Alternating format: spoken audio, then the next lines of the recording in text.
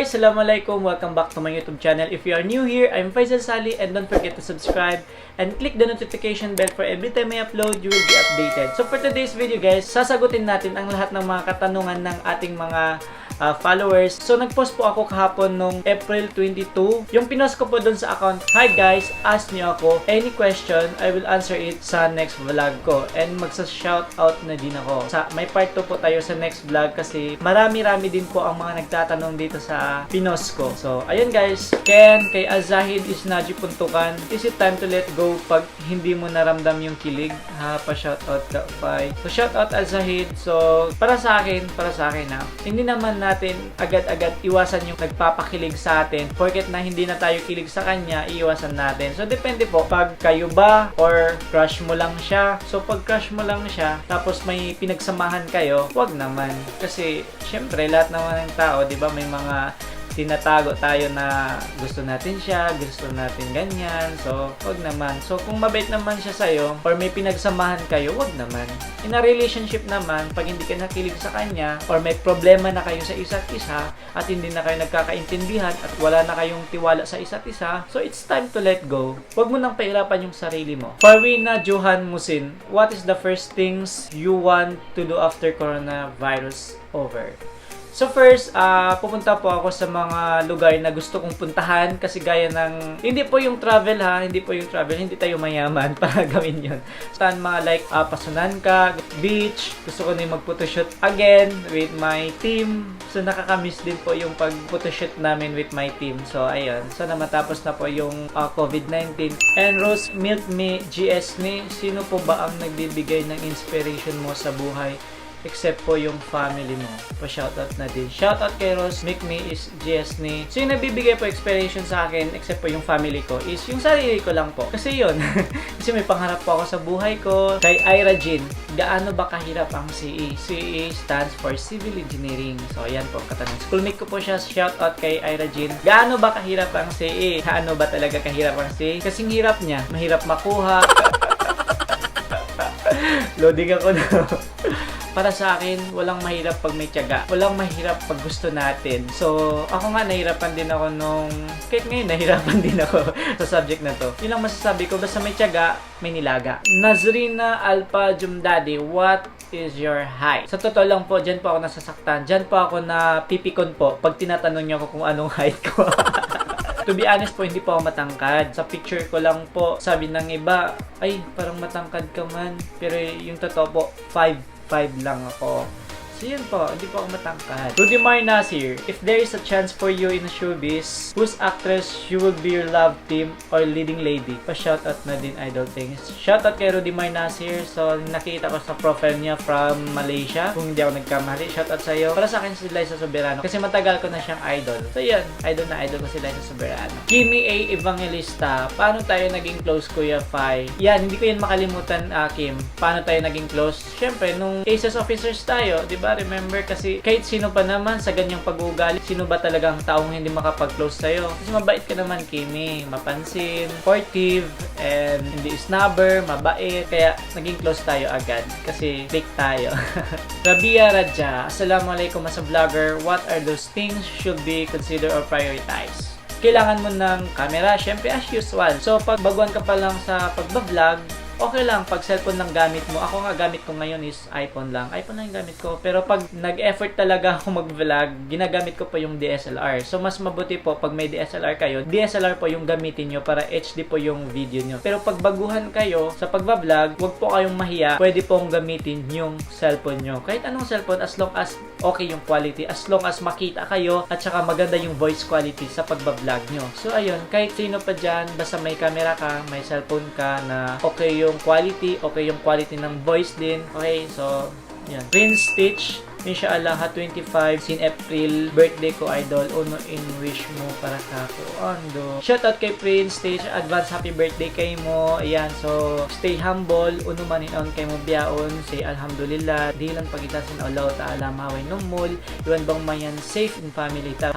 Panon biyaon si COVID-19. And stay safe din dito kanyo. Ayun na ka magwa-gwa daran. And sana birthday mo makuyag ka unin aon dumatong kay mo life mo. So yan, sa advance happy happy birthday kay mo, Prince. Mangs Abubakar. Gaano kahalaga ang oras ka, Pai? Sobrang mahalaga talaga guys ang oras. Hindi natin basta-bastahin binabaliwala yung oras. Kasi yung oras na yun, marami tayong kailangan dapat gawin. Kung magpahinga lang tayo, wala tayong ginagawa, sayang po yung oras na yun. Malaking bagay na po yun. Kung ano po yung mga dapat yung gawin nyo na. Huwag na po kayong maging tamad sa bahay, kung ano-ano dyan, magiga. Kung anong meron, kung anong plano mo sa buhay mo ngayon, gawin mo na. Huwag lang po magmadali, basta ang oras ay mahalaga. Irish Bunny Daud, unuin mga realizations mo this quarantine. Iba't unin maiyan mo about Ramadan taki abutan sing quarantine. So, na-realize pa quarantine kasi di lang kami stay at home. Wala sa mahinang. So, mas malingkat pa sana while quarantine, stay at home na lang kita ni daran. Iwan masok nin Ramadan, so makasusa. Di kita ni makapagsambayang biasing tag na yadto, makapagsambayang sa masjid. Pero minsan biyadto, mag-aware na lang kita niyo COVID-19. Iwan minsan way pagsambayang ha masjid, manambayang pa rin kita niyo rin doon haway na to. Magjamaan na lang kita niyo rin doon haway na to para at least makasampay din puasa na to. Assembly, unin biggest fear mo. Assembly, biggest fear ko is losing my family. Pero minsan biyadto, katan kita niyo maturaman sa binuyan na to, di ba? Almeida Paris Jail, as an influencer, what can you give some advices to the Filipino people who are watching on how to prevent COVID-19? Thanks, more power. Disclaimer po, hindi po ako influencer. Okay? Small YouTuber lang po ako ngayon. So, hindi pa po ako influencer. Sasagutin ko po yung katanungan nyo simple lang po yung maibibigay ko na sagot sa inyo. Sabi ko lang po sa mga nanonood ngayon, hanggang hindi pa okay po yung COVID-19, mas mabuti pa po, stay na lang tayo sa bahay natin at kailangan din po natin ng social distancing. Kapag lalabas po kayo ng bahay, mag-grocery po kayo, so social distancing na lang po tayo. Kasi panahon ngayon po, marami pang nahihirapan sa COVID-19. So yun, mas mabuti pa po mag-stay na lang po tayo sa bahay para hindi na po tatagal si COVID-19. Jam Prince, puno ma-advise mo pa mga sila way tiwala asarap nila. Actually guys, pigdaanan ko din yan. Tag na kasi yan to, time yan to, way ako tiwala sa sarili ko. Mismo way ako tiwala sa sarili ko. Pero, na-realize ko, swera kita magtiwala sa sarili ta. Kasi may way tao doon magtiwala kay mo. Bambukon sarili mo ra. Oo, magtiwala kay mo. Mga enti mo, syempre, o yung magtiwala kay mo. Pero, ang mga kaywanan doon tao or mga kaywanan negative kay mo, pasarya mato sila. Dapat tiwala pa rin ko sa sarili mo. Basta tiwala ko life. Ayaw ko mag-give up. Okay? Jalil Saripada Sali. Assalamualaikum Kak Faisal. How frequently are you gonna post content? Is it twice per week or moreover? Shoutout na rin po. Ay, shoutout kay Mujalil Saripada Sali. Depende pag hindi ako tamad, depende pag may naisip akong ibang content. Kasi pag may mga naisipan ako na magagandang content, bigla-bigla po ako, daspat pa ako gumagawa ng mga content ko para sa vlog ko. Pero pag bored po ako, wala po akong maisip na content, naghanap pa rin po ako ng kung ano po yung maiko-content ko sa vlog ko. Pero pag wala pa rin po ako nahanap na content, yung ginagawa ko po is ka-chat ko po yung mga kagrupo ko po sa bangsakvlogger.ph. May group po kami. Ayan po, may group ko po. Shoutout ko po sila. Ayan po, busy po yan sila sa panonood ng mga video ng mga kasamahan namin para ma-reach nila po yung goal nila para makuha yung 4K watch hour views. So shoutout sa inyo, sana makuha nyo na guys habang maaga pa. Hindi pa stick to si YouTube Partner Program. So gawin nyo yung dapat yung gawin.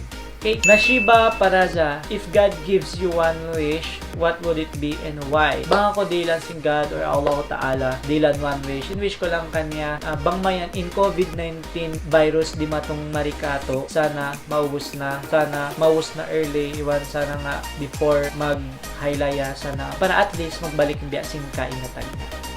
Jea Manubag Machon, paano ka natuto magpangalay? Nasa lahi na po namin yan. Joke.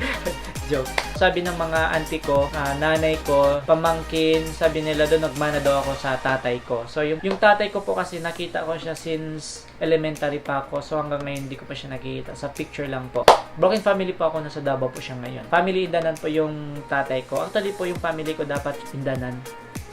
Long story po. So, long story po yun. Okay? Anyway guys, hanggang dito na lang po. And sana po nag-enjoy po kayo sa vlog ko. And wag nyo pong kalimutan na i-subscribe ang channel ko. And click nyo po ang bell para ma-notify po kayo every time I upload. Sa mga ibang katanungan po na hindi ko po nasagot, maybe sa next part na po yun. Okay? So, wag po kayong mag-alala. Lahat ng mga katanungan nyo sasagutin ko. Basta yung mga magagandang katanungan. Okay? So anyway guys, bago ko i-end yung video na to, gusto ko lang po mag-shoutout So, kung mga gustong magpa-shoutout, comment down below. And kung may mga request po kayo, comment nyo din po dyan. So, una-una po, i-shoutout ko sina Ace Unman, Sharifa Aini, Zati Ug, Teens 14, Faisal Muhammad Basilan from Isabela, and Narma Ayub, Chris Bloody Roots, Rads Masulani, Gingyu, Yumi's Channel, FM Sambuanga. At shoutout ko dun po yung mga ibang nag-comment dun sa kulabutan. Hindi ko na po masya-shoutout yung iba, pero next time na po yung iba. Orak Sulaiman Tumampad, siya po yung gumagawa ng version pangalay. Nandun po sa comment sa pangalay kulabutan. Tingnan nyo na lang po yung pangalay niya. And shoutout din kay Mariam Q Indanan yan. Relatives ko po yan. And Ka Jamar Salim, shoutout kay mo Ka Jamar Salim. And shoutout kay Lynn Ojazi, Besh Nalim, Rowena Esmon Sangkula, Farwina Johan Musin, Dadang S Jumdail, Hadja Saida Sidang Shambaid, Mahadelti Nashta, and Sweet Jane Kamad. So hanggang dito lang guys, and thank you for watching my video, and see you on my next vlog. And I love you, magsukol kanyo pag-support sa vlog ko, and sana tumaod pa in Tausug Vlog. Iwan isusyo kanyo yung mga Tausug Vlogger din doon. Iwan mga willing mag-join na bangsakvlogger.ph. Ayaw kang masipog mag-comment din doon or mag-PM lang kamo dito ang Facebook account ko, Faisal Salih. See you on my next vlog guys, and bye-bye!